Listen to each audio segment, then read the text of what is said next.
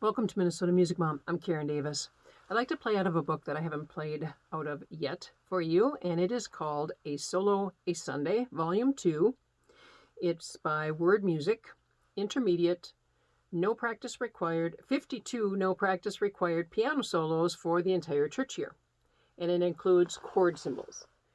Now, the statement, no practice required, for me, yes, some songs I can play. I really don't need much practice or any practice. After a couple times through, I can play them. But there's some songs where I need some practice. So I beg to differ that all 52 are no practice required. Maybe they're not. Maybe you'll do fine. But for me, I needed a little practice. Okay, the song that I would like to sing. No, I'm not singing. I'm sorry to disappoint you. I'm not singing. The song I would like to play for you tonight is called The Power of Your Love. It's 3 pages long, and it has 2 flats. Words and music by Jeff Bullock, arranged by Bryce Inman. And then after the song, I'll explain, I had some viewers ask me about fingering, if I always go with the fingering on the music, because sometimes some music includes fingering. So I'll talk about that, and then I'll also tell you about how I messed up today.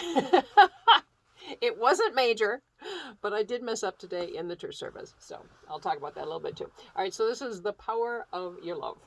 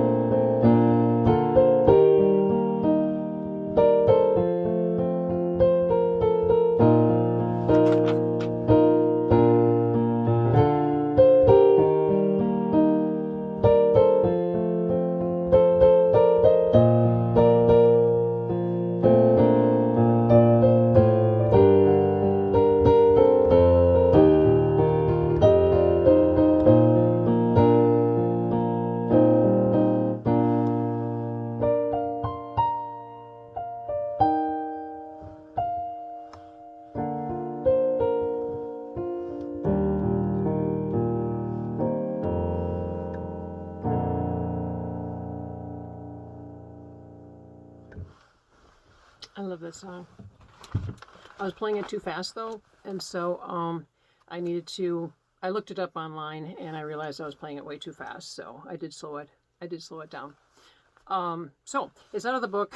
Lost my train of thought there for a minute. It's out of the book A Solo a Sunday, Volume 2. And it is by Word Music. It has a lot of pretty songs in here. I will definitely be playing more songs for you. All right, the problem spot. I did have one problem spot on this. I don't know why it was just the timing. It really isn't that difficult, but for whatever reason, I had trouble with it. It's the spot that I have marked here, right here, these measures. I just had a little difficulty with that. All right, and then let me show you the last page also. All right, so this is 3 pages and 2 flats. I think you would really enjoy this book. This is a nice book. Let me show you the table of contents here, so you get an idea of the songs that are in it. All right, so yeah, I messed up this morning in the church service. It wasn't major, okay, but I've been away from church for a while because I had COVID there for a while, and then my husband had COVID, and then I got stuck in the driveway, and then my car wouldn't start, and so I've been having some difficulties. So fortunately, we do have another pianist organist, and her name is Mindy. And thank you, Mindy. Thank you for filling in. And then we also have HymnSoft, and that's a computer program that hooks up to our laptop and then hooks to our Kawai piano at church, and the sound comes through the piano, but it is the software program. So we now have 3 people that run that. It's my sister-in-law, Julie, and then Andrew, and then Monica. And so if I can't make it to church, there's somebody that's going to be able to fill in. And then I have my cousin Lorraine. She plays church in Rockford for Wells, Wisconsin Evangelical Lutheran Synod. So if she's not playing in Rockford, then sometimes she can fill in for us as well. So, if I can play for church, it's not like the end of the world. And then also the minister said that, if nobody's available, they'll just sing a cappella. So it's not a big deal. But I'm trying to say, I've been away for a long time. I haven't played in church for a while. And now it's Lent, and so we do things just a little different. We cut out a couple pieces of the liturgy. And so this morning, I knew we were going to cut out the portion of the liturgy, but I wasn't quite ready to jump right in with, the next part that we weren't going to cut out. And so I'm playing the liturgy. I just get done playing the liturgy. I flip the page. I see the part where I have a little sticky note over, saying, no, we're not playing that this time. And I'm thinking to myself, okay, so the sticky note, okay, so let's see, where do we go? And while I'm thinking, like, where do I go? Now, let's see, what's next? The minister is saying his part, and it's just a short little blurb, and then I'm supposed to play, and also with you. And so the congregation then sings, and also with you. So my part came up, and I'm still trying to think, let's see, where do we go next? What's next? And so I look down, and the minister's looking up at me, and I'm like, And then part of the congregation just said it. They said, and also with you. And then I looked, I'm like, oh, yeah, I was supposed to play that. So then I caught up with the next one. So like I said, it wasn't major. It's just after church then. One of the members, Terry, he's like, you've been gone too long. I said, yeah, that's what it is. I've been gone too long. I'm getting rusty. All right. So anyway, I wanted to answer some viewer questions. They had asked if I follow the fingering, that, because some songs have the fingering printed in there. Not for every single thing, maybe, but for some of the runs or for some of the chords, some of the fingerings are in there. And honestly, I don't even pay attention to them.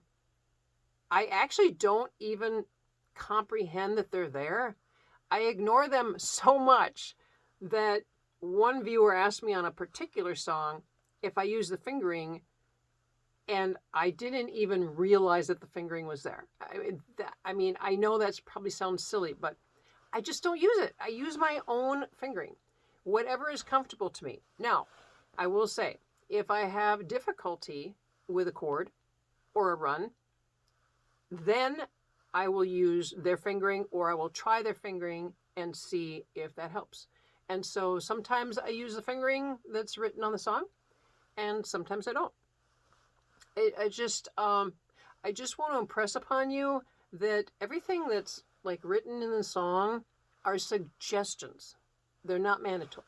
So if there's fingering in there and that works for you, fantastic. Go ahead and use the fingering that's in the song. But if that doesn't work for you, it doesn't mean that you have to use that fingering. Whoever wrote the song felt that that fingering worked best for them. Okay, that's great. But it doesn't always work best for me. I do sometimes try the fingering and it's like, no, that's not going to work for me. So I just use my own. So yeah, I'm kind of, I do my own thing. I've said that before. That's why I would not make a good piano teacher. People have asked me, if I teach piano lessons. No, I do not, because I'm not a good teacher. I just do my own thing. I use my own fingering, use my own settings. I do whatever I want to do. So, also I just want to mention one more thing. Remember in the last video when I played on my con organ at home and I was playing out of Reader's Digest songbook, some old songs, and one was There's a Long, Long Trail, and I had mentioned that stretches across 4 of my generations. Actually, my grandmother played it and it was one of her favorite songs, and my mom played it and it was one of her favorite songs. It was one of my favorite songs. I sang it to my children when they were little, when I was putting them to bed, and it became one of their favorite songs, and so they really like it. And now I just found out yesterday that my oldest daughter sings it to her children. She's got 2 daughters of her own. One is 2.5 and one is 6 months old, and she sings There's a Long, Long Trail to her daughters, to my grandchildren. So it actually stretches across 5 generations, and that just warms my heart. Well, I guess that's about it for today. And the book again is A Solo, a Sunday, Volume 2 by Word Music. 52 songs in here. And the one that I played is called The Power of Your Love. Thanks for stopping by. And if you liked the video, go ahead and click like. And if you would like to be notified when I upload another video, which I try to do once a week, either with piano or organ, go ahead and click subscribe and the bell. Thanks much. We'll see you next time.